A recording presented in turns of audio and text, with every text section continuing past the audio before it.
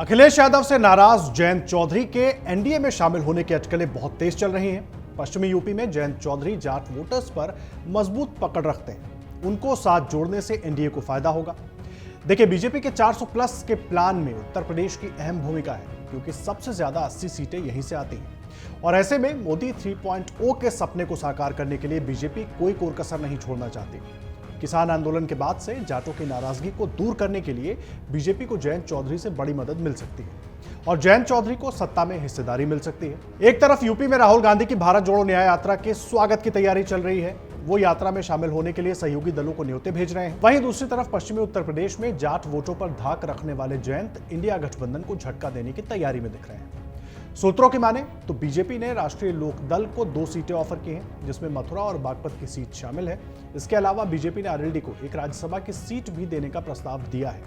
हालांकि समाजवादी पार्टी को भरोसा है कि जयंत कहीं नहीं जाएंगे और वो इंडी अलायंस में बने रहेंगे। बहरहाल अखिलेश के साथ सीट शेयरिंग करने वाले जयंत का इंडी गठबंधन से मोहभंग क्यों हुआ, ये सवाल अभी भी बना हुआ है। और सूत्रों के मुताबिक जयंत अखिलेश के उस प्रस्ताव से नाराज हैं जिसमें अखिलेश की तरफ से कहा गया कि आरएलडी लोकसभा चुनाव 7 सीटों पर लड़े, लेकिन कैराना, मुजफ्फरनगर और बिजनौर की सीटों पर उम्मीदवार का चेहरा समाजवादी पार्टी से होगा और निशान आरएलडी का। देखिए, अखिलेश के इस फैसले ने जयंत चौधरी को नाराज कर दिया है और इस बीच बदली हुई परिस्थितियों में जयंत ने अपने सभी कार्यक्रमों को भी रद्द करके खबरों को और भी ज्यादा हवा दे दी है। बीजेपी समेत यूपी में एनडीए के बाकी दल भी इस खबर से उत्साहित नजर आ रहे हैं। जयंत चौधरी का एनडीए में आना बीजेपी के मिशन 400 प्लस को नई उड़ान दे सकता है।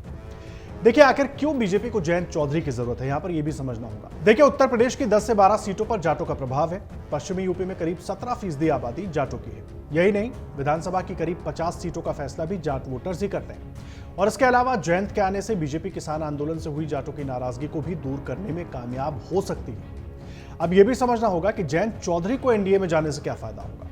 देखिए, जयंत चौधरी के लिए भी बीजेपी के साथ जाना फायदे का सौदा साबित हो सकता है। दरअसल साल 2019 के लोकसभा चुनाव में जब यूपी में एसपी बीएसपी का गठबंधन था, तब आरएलडी उसका हिस्सा थी, लेकिन बावजूद उसके उस चुनाव में मोदी की आंधी के सामने ये गठबंधन फेल हो गया।